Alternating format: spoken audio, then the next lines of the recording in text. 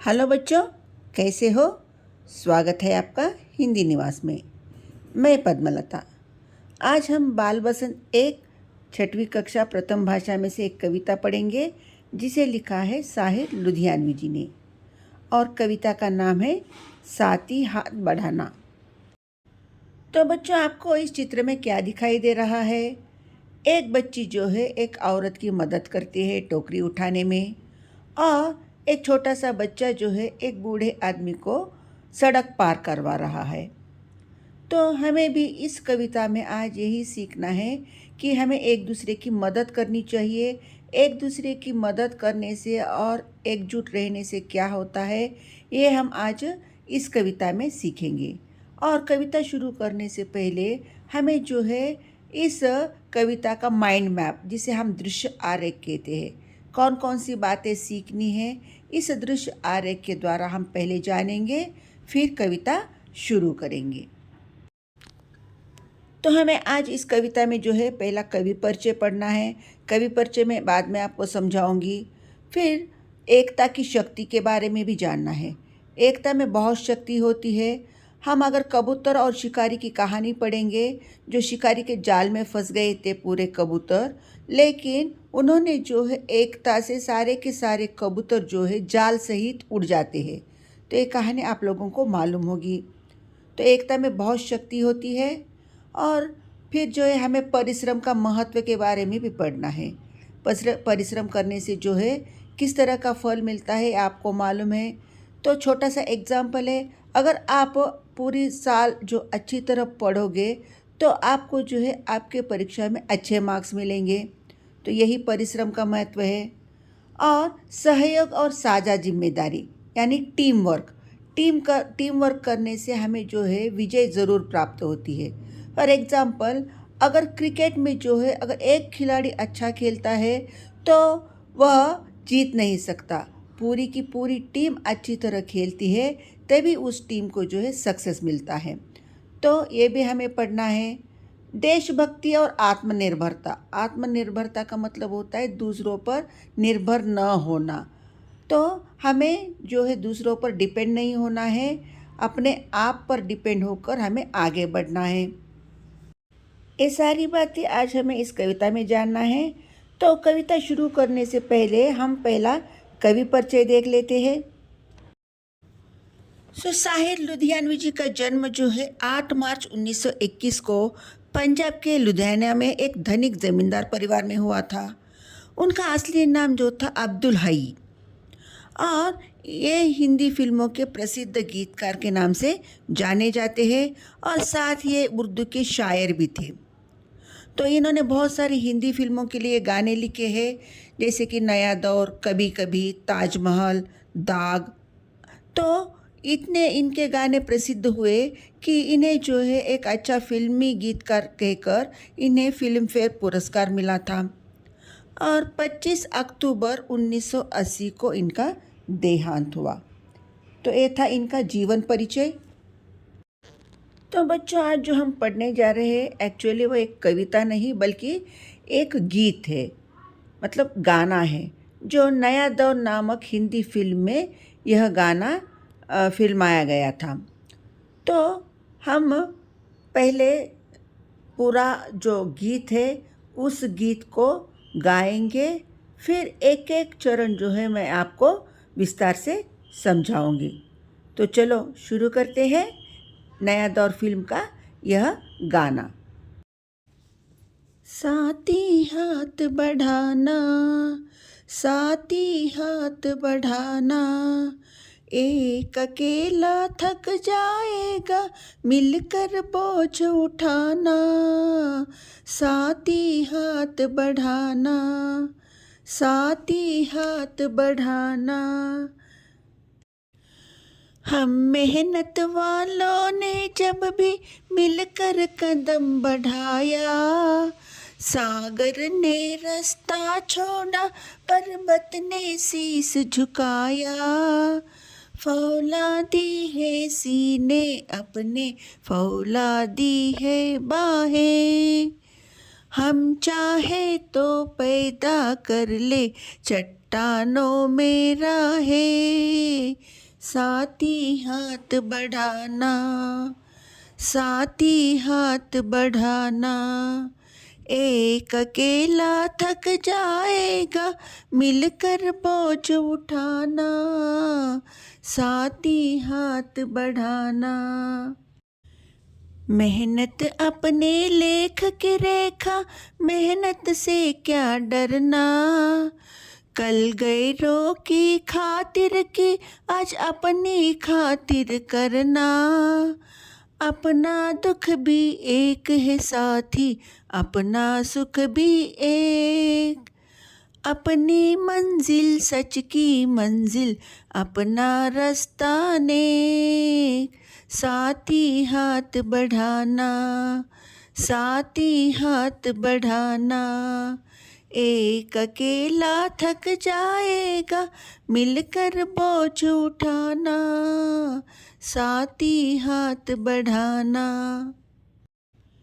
एक से एक मिले तो कतरा बन जाता है दरिया, एक से एक मिले तो जर्रा बन जाता है सहरा, एक से एक मिले तो राई बन सकती है पर्वत, एक से एक मिले तो इंसान बस में कर ले किस्मत, साथी हाथ बढ़ाना, साथी हाथ बढ़ाना।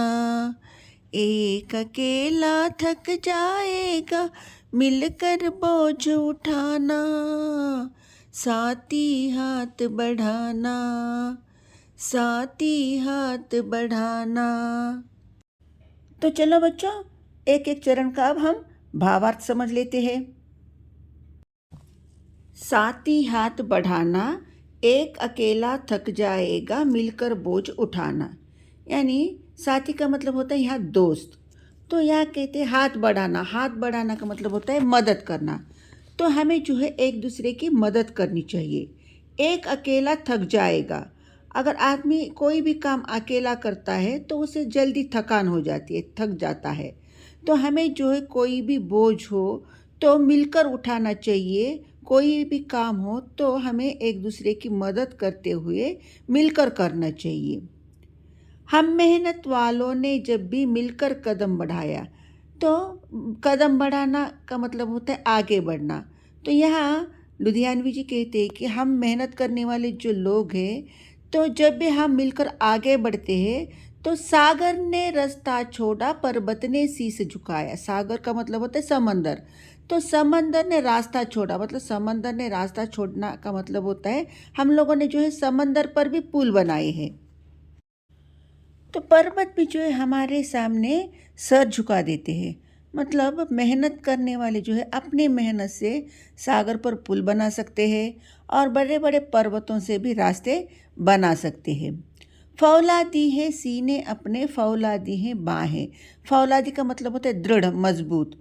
तो यहाँ सीने और बाहों को फौलादों से तुलना की है। मतलब मेहनत करने वालों की जो इरादे होते हैं फौलादी जैसे, फौलाद जैसे मजबूत होते हैं।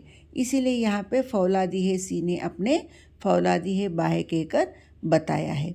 हम चाहे तो चट्टानों में पैदा कर ले राहें। चट्टान, चट्टान यानी रॉक।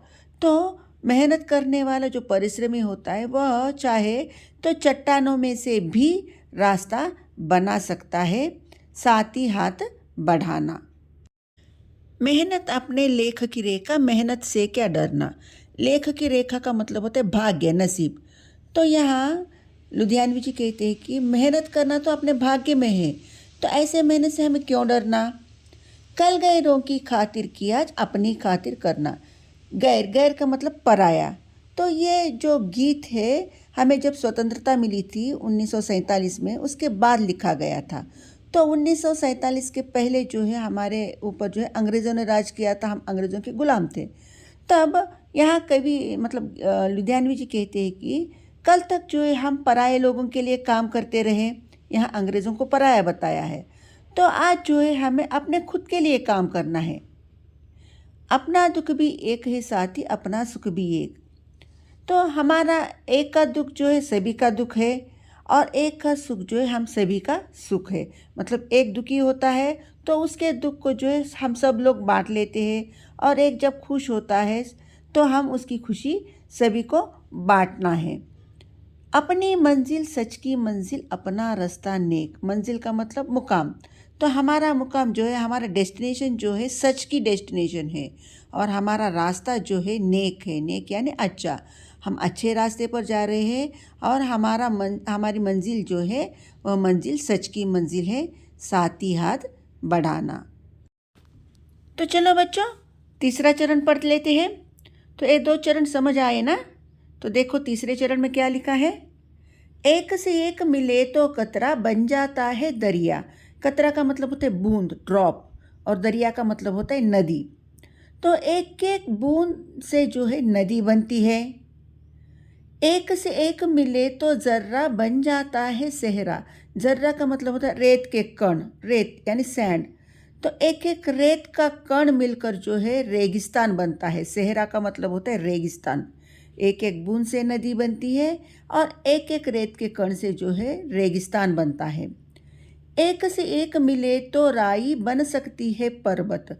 राई का मतलब होते हैं छोटे छोटे कण। तो छोटे छोटे कण मिलकर जो है बड़ा पर्वत बन जाता है। एक से एक मिले तो इंसान बस कर ले किस्मत। इंसान का मतलब होता है इंसान। जिस तरह एक एक बूंद से नदी बनती है, एक एक रेत के कण से रेगिस्तान बनता है, उसी तरह एक से एक इंसान अगर मिलता है तो वह उसकी किस्मत बना सकता है। साथी हाथ बढ़ाना। हे साथी, चलो हम एक दूसरे की मदद करते हैं। साथी का मतलब साथ देने वाला यानी दोस्त। तो पहले चरण में मेहनत करने वाले जब आगे बढ़ते हैं तो सागर भी रास्ता छोड़ता है, और पर्वत भी शीश झुकाता है, कहकर बताया था। और दूसरे चरण में जो है कल तक जो है हम दूसरों के लिए मेहनत करते रहे, आज खुद के लिए मेहनत करना है, कहकर बताया।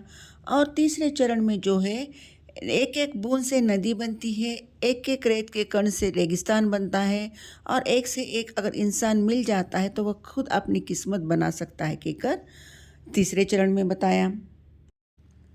तो बच्चों, ये था हमारा साहिर लुधियानवी जी का लिखा छोटा सा गीत, साथ ही हाथ बढ़ाना। तो इस पाठ से हमें क्या सीख मिलती है? लोगों को आपस में मिलजुल कर रहने और एक दूसरे की मदद करने की सीख हमें इस गीत के द्वारा मिलती है। तो बच्चों, गीत समझ आया? आशा करती हूँ कि आपको ज़रूर ये गीत अच्छा लगा होगा। अगर आपको ये वीडियो अच्छा लगता है तो लाइक कीजिए, शेयर कीजिए, सब्सक्राइब कीजिए, और आपके कुछ डाउट हो तो कमेंट बॉक्स में ज़रूर कमेंट करके पूछिएगा।